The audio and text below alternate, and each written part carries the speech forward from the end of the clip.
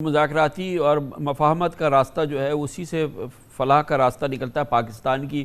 فہد بھائی یہ بتائیں کہ کیا وجہ ہے؟ عمران خان تو جب اقتدار میں بھی تھے شدید ضرورت تھی، بارہا ضرورت تھی، کیونکہ ایک کوئلیشن گورنمنٹ تھی، ویک کوئلیشن گورنمنٹ تھی، کہ کسی صورت سے تو مذاکرات کے دروازے کھولے نا، کسی صورت سے اپوزیشن کے ساتھ بات چیت کے دروازے کھولے، کسی کے ساتھ تو کھولے۔ عمران خان نے بہت بڑی یہ ان کے اندر کمزوری تھی کہ انہوں نے مذاکرات کی ہر انیشیٹو کو یا کوشش کو یا اپرچونٹی کو ٹھوکر لگائی، اور وہ کسی صورت میں بات چیت کے لیے تیار نہیں تھے۔ اور پھر شاید یہ جو مینجمنٹ ہوتی ہے، سیاسی مینجمنٹ جو ہے، اس میں بھی بڑی کمزور تھے، اسی لیے ان کے کولیشن پارٹنرز بھی جو تھے وہ ان کے ہاتھ سے بار بار سلپ ہوتے ہوئے نظر آتے تھے۔ تو یہ خان صاحب کی جو کمزوری ہے، اس میں ہم کیا توقع کر سکتے ہیں؟ اس کے فی الحال تو کوئی آثار نظر نہیں آ رہے کہ وہ بہرحال ایک راستہ کھولیں گے بات چیت کا، جس میں کہ سیاستدانوں سے بھی بات چیت ہونی ہے، اور بہرحال اس کا بریک تھرو تو اسٹیبلشمنٹ سے بات چیت کے ذریعے نکلے گا۔ دیکھیے کامران صاحب، بات یہ ہے کہ جس طرح سے میں نے پہلے عرض کیا کہ ہماری جو پچھلی گورنمنٹ کی ناکامیاں ہیں، ہر چیز کا وقت ہوتا ہے، جو تنقید اس وقت جو ہے وہ کوئی ہو نہیں سکتی، کیونکہ ایک ویسی مشکل حالات ہیں اور اس میں آپ تنقید شروع کر دیں تو وہ ویسے ہی عجیب سا لگتا ہے۔ لیکن جہاں تک اس بات کا تعلق ہے کہ دیکھیں، عمران خان نے تو بتایا ہے کہ اس ملک کا سب سے بڑا سیاستدان تو عمران خان ہے۔ انہوں نے بتایا ہے کہ کس طرح سے لوگ ان کے ساتھ جڑے ہوئے ہیں اور کس طرح سے نیریٹو میکنگ جو ہے وہ بادشاہ ہیں اس کے، اور اس کا تو کوئی دو اوپینینز ہو ہی نہیں نہ سکتے کہ جو عمران خان نے کر دکھایا ہے پاکستان میں کوئی اور سیاستدان نہیں کر سکا۔ لہٰذا ان کی جو ایبلٹی ہے to move people with them, عوام کو اپنے ساتھ لے کے چلنے کی جو صلاحیت عمران خان کی ہے، وہ تو کوئی اور سیاستدان اس کے پاسنگ بھی نہیں ہے اگر آپ پاکستان میں دیکھیں۔ یہ بات شامی صاحب کی بالکل صحیح ہے، اور میں بھی سمجھتا ہوں کہ دیکھیں یہ حکومت تو اب تقریباً ناکام ہو گئی ہے، اس کا صرف اعلان ہونا باقی ہے، کیونکہ دیکھیں نا جو اس وقت حالات ہیں، جس قسم کے اس وقت ایک بساط بچھ رہی ہے، ساری کیئر ٹیکر حکومت جو ہے وہ آئی پی پیز کو لے کے اس حکومت کے اوپر تنقید کر رہی ہے، جو اس کے بعد جو سپریم کورٹ کے ساتھ یہ کہہ رہے تھے سوال ہی پیدا نہیں ہوتا فیصلہ ہمارے خلاف آئے، پھر یہ کہہ رہے تھے فارورڈ بلاک گروپ بن جائے گا، پھر یہ کہہ رہے تھے کہ جی نہیں وہ الیکشن کمیشن امپلیمنٹ نہیں کرے گا، وہ ساری باتیں غلط ثابت ہوئیں۔ اور اب آگے جو اکانومی کے معاملات ہیں وہ ظاہر ہے آپ خود اتنا آپ نے ڈیٹیل اس پہ بات کی ہے، اورنگزیب صاحب جس طرح سے چائنا سے آئے ہیں وہ آپ کو پتہ ہے۔ سو یہ حکومت تو دیکھیے تقریباً ناکام ہو چکی ہے، اس کا اعلان ہونا باقی ہے، وہ اگلے 40-45 دنوں بعد دیکھ لیں گے ہم کہ کدھر جاتی ہے۔ لیکن یہ ضروری ہے پی ٹی آئی کے لیے اور عمران خان صاحب کے لیے کہ یہ تاثر جانا چاہیے کہ ہم پچھلی باتوں کو معاف کر کے آگے بڑھیں گے، اور یہی جو بات کی ہے عمران خان نے اس کے اوپر ضروری یہ ہے کہ اسٹیبلشمنٹ کی طرف سے اور حکومت کی طرف سے بھی ان تک جو ہے وہ کوئی ایک قدم بڑھایا جائے۔ اچھا، لیکن تالی تو دونوں ہاتھوں سے بجتی ہے۔ بجا ارشاد فرمایا۔ حالیہ دنوں میں شامی صاحب ہم نے دیکھا ہے، حالیہ ہفتوں میں، کہ حکومت کی جو شدت ہے یا حدت ہے عمران خان کے حوالے سے، جو تکلیف ہے یا جو بھی ان کا غصہ ہے، اس میں اضافہ ہی ہوتا چلا جا رہا ہے۔ اب 1 سال کی جب سزا ہو جائے کسی بھی اس لیول کے لیڈر کی، اس 1 سال کی سزا کے اینڈ میں بھی حکومت اس عزم کا اظہار کرے کہ ہم اس کی پارٹی کو بند کریں گے، جس کو کہ الیکشن میں نشان نہیں ملا، جس کو الیکشن میں نام نہیں ملا، جس کو الیکشن میں حیثیت نہیں ملی، اور اب اتنے طویل عرصے کے بعد بھی اب عزم یہ ہے کہ اس حکومت پہ ہم پابندی لگا دیں گے، اس پارٹی پہ ہم پابندی لگا دیں گے، اس کے بانی پہ عمران خان کو ہم آرٹیکل 6 کا مقدمہ چلا دیں گے۔ یہ کیا مائنڈ سیٹ ہے شامی صاحب؟ یہ اس کا کیا ہدف ہے؟ خان صاحب، جب مشکلات پر قابو نہ پا سکیں آپ یا مشکلات زیادہ ہوں تو پھر اپنے حریفوں کی طرف آپ زیادہ متوجہ ہوتے ہیں، ان کو ٹارگٹ کرتے ہیں۔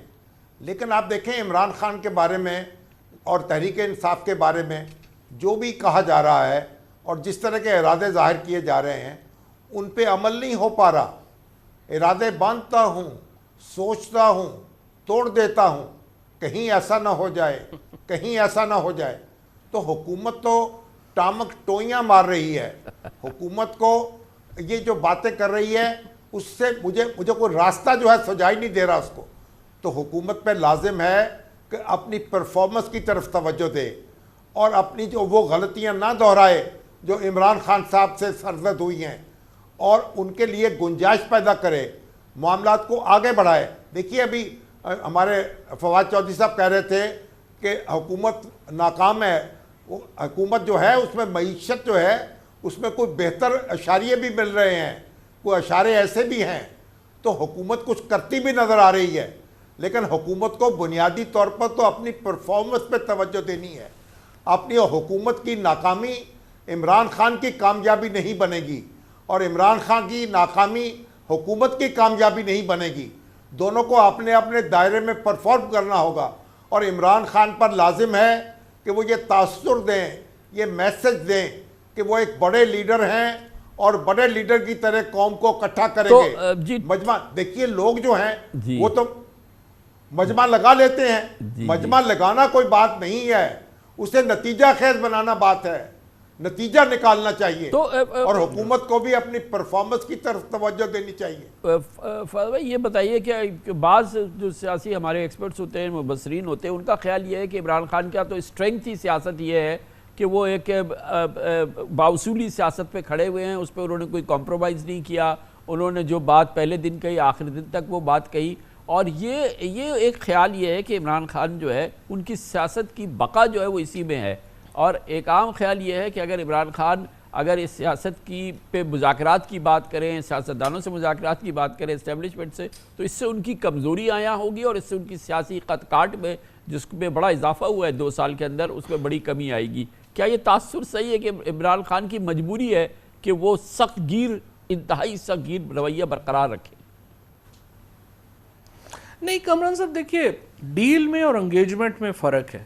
اگر تو آپ سمجھیں کہ اسٹیبلشمنٹ کے ساتھ عمران خان ایک ڈیل کر لیں, اور جس طرح سے شہباز شریف صاحب نے نون لیگ کی سیاست کا بیڑا غرق کر دیا, اور یا زرداری صاحب نے بلاول صاحب کی سیاست کا بیڑا غرق کر دیا, اور اتنی غیر اصولی ڈیل آپ کر لیں گے, تو پھر تو عمران خان میں اور شہباز شریف میں, زرداری میں کوئی فرق نہیں رہے گا, اور یہ عمران خان نہیں افورڈ کر سکتے, اور بالکل ان کو کرنی بھی نہیں چاہیے.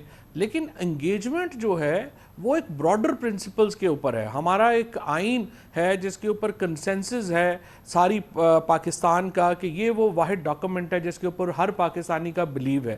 آپ نے آئین کے اندر رہتے ہوئے اپوزیشن کو بھی راستہ دینا ہے, سانس لینے کی جو ایک جگہ ہے وہ دینی چاہیے. آپ نے اداروں کو بھی جو ہے وہ ڈیل کرنا ہے. تو جس طرح سے شامی صاحب کہہ رہے تھے کہ وہ لگنا چاہیے کہ ہم یہ بدلہ لینے والی سرکار نہیں ہے, یہ جوڑنے والی سرکار ہے.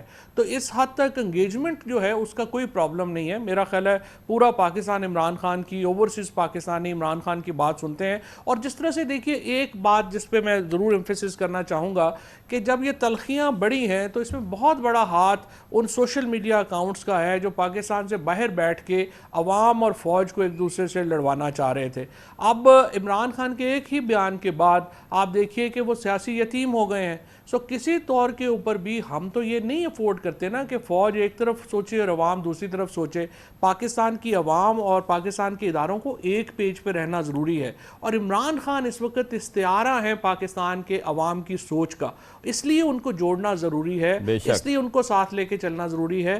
اور اس لیے عمران خان کے ابھی یہ ضروری ہے کہ اداروں کو, دوسری پولیٹیکل پارٹیز کو یہ اطمینان ہو کہ جب عمران خان ایک بھرپور اکثریت سے آئیں گے تو وہ ایک آئین کے مطابق راستے لیں گے, آئین سے باہر نہیں جائیں گے. تھینک یو سر, بہت بہت شکریہ محترم فواد چودھری صاحب. جناب مجیب الرحمان شامی ہمارے ساتھ تھے. عمران خان کی قید کو 1 سال ہو گیا, نہ جانے کب ان کی رہائی ہوگی اور کب یہ سفر جو اس ایک ہی سے مسلسل جاری ہے اس میں کوئی ہم تبدیلی دیکھتے ہیں, کوئی مفاہمت دیکھتے ہیں, کوئی مذاکرات دیکھتے ہیں.